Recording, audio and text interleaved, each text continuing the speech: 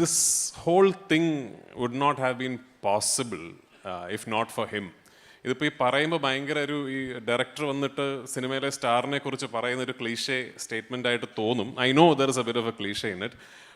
പക്ഷെ ഞാൻ ലൂസിഫർ ചെയ്യുമ്പോൾ ദർ ഇസ് അബ്സല്യൂട്ട്ലി നോ, അത് ഒരു ഗ്യാരണ്ടി ഇല്ലല്ലോ. എനിക്ക് സിനിമ എടുക്കാൻ അറിയോ, എന്നെക്കൊണ്ട് ഇത് പറ്റുമോ എന്നൊന്നും ഒരു ഗ്യാരണ്ടി ഇല്ല. അപ്പോൾ ഒന്ന് എൻ്റെ പ്രൊഡ്യൂസർ ഒരു ഭയങ്കര വലിയ ഒരു പണ്ട് എടുത്തു. ദാറ്റ് ഓക്കെ, ഇയാൾ കഥ പറയുന്ന രീതിയൊക്കെ വെച്ചിട്ട് ഇയാൾക്ക് സിനിമ ചെയ്യാൻ പറ്റുമായിരിക്കും എന്ന് പറഞ്ഞിട്ട് എനിക്കിപ്പോഴും ഓർമ്മയുണ്ട്. ലൂസിഫറിൽ എന്തെങ്കിലുമൊക്കെ ഒരു സാധനം, ഏതെങ്കിലും ഒരു സീക്വൻസ് അതെങ്ങനെയെങ്കിലും എടുപ്പിക്കാതിരിക്കാമോ അല്ലെങ്കിൽ അതിൻ്റെ ഒരു സൈസ് കുറയ്ക്കാമോ എന്നൊക്കെ ചിന്ത വരുമ്പോൾ ശ്രീ ആൻ്റണി പെരുമ്പാവൂർ അണ്ണാ ലാൽ സാർ ഒന്ന് വിളിക്കുന്നുണ്ട് എന്ന് പറയും.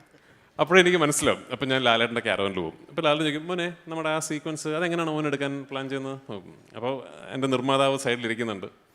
അപ്പോൾ ഞാൻ പറയും, ചേട്ടാ അത് ഇങ്ങനെയാണ്, അങ്ങനെ നമ്മൾ ആ സീക്വൻസിൻ്റെ ആവശ്യമുണ്ടോ? ഞാൻ പറയും ഉറപ്പായിട്ട് ആവശ്യമുണ്ട് ചേട്ടാ. ആൻ്റണി ഉറപ്പായിട്ട് ആവശ്യമുണ്ട്, അയാൾക്കത് ചെയ്തു കൊടുക്കുമെന്ന്. അപ്പോൾ ഇമ്മീഡിയറ്റ് ലാലേട്ടൻ. അപ്പോൾ അങ്ങനെ എന്നോടൊപ്പം ഒരു നടൻ അല്ലെങ്കിൽ ഒരു താരമായിട്ട് മാത്രമല്ല, ആക്ച്വലി എൻ്റെ ഒരു ഡ്രൈവിംഗ് ഫോഴ്സായിട്ട് ഈ രണ്ട് സിനിമകളിൽ എന്നോടൊപ്പം നിന്നത് ലാൽ സാറാണ്. ഈ എമ്പുരാൻ എന്ന് പറയുന്ന സിനിമയെക്കുറിച്ച് എനിക്കൊരു കാര്യം പറയാനുള്ളത്, എൻ്റെ കരിയറിൽ ഞാൻ അഭിനയിച്ച സിനിമകളും സംവിധാനം ചെയ്ത സിനിമകളും നിർമ്മിച്ച സിനിമകളും ഒക്കെ തന്നെ എൻ്റെ കരിയറിൽ I have not been part of another film that has had to face so many obstacles from weather.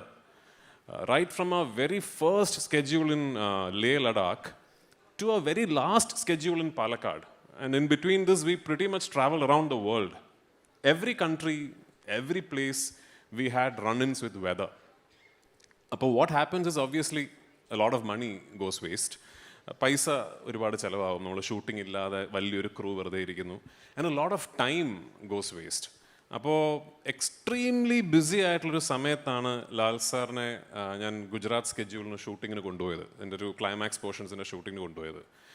ആഴ്ചകൾ ലാൽ സാർ ഷൂട്ടിംഗ് ഇല്ലാതെ അവിടെ ഇരുന്നിട്ടുണ്ട്. അപ്പോൾ എന്നും രാവിലെ ഒരു 11:30-12 മണിയൊക്കെ ആകുമ്പോൾ നമുക്ക് മനസ്സിലാവും ഇന്നിന് ഷൂട്ടിംഗ് നടക്കാൻ പോകുന്നില്ല, കാരണം ഭയങ്കര മഴയായിരിക്കും. ഇപ്പം ഞാൻ ലാൽ സാറിൻ്റെ റൂമിലേക്ക് ചെല്ലുന്ന ഇത് പറയാനാണ്, സാർ ഇന്നും ഷൂട്ടിംഗ് നടക്കില്ല, അപ്പോൾ ഇന്ന് വർക്ക് ഉണ്ടാവില്ല.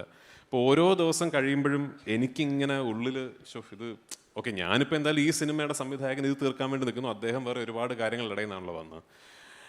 അതിൻ്റെ ഒരു 5-ാമത്തെ 6-ാമത്തെ ദിവസം കഴിഞ്ഞപ്പോൾ I will never forget this. ഒരു ദിവസം ഞാൻ പോയിട്ട് സാർ സോറി ഇന്നും ഷൂട്ട് നടക്കില്ല. അപ്പോൾ എൻ്റെ ആദ്യം പറഞ്ഞാൽ, മോനെ അത് കുഴപ്പമില്ല, മോൻ അത് നന്നായിട്ട് എടുത്താൽ മതി എന്ന് പറഞ്ഞു. അപ്പോൾ ഞാനതൊന്നും ഒരിക്കലും മറക്കില്ല. It is not just a big memory for me as a filmmaker. It is a lesson for me as an actor.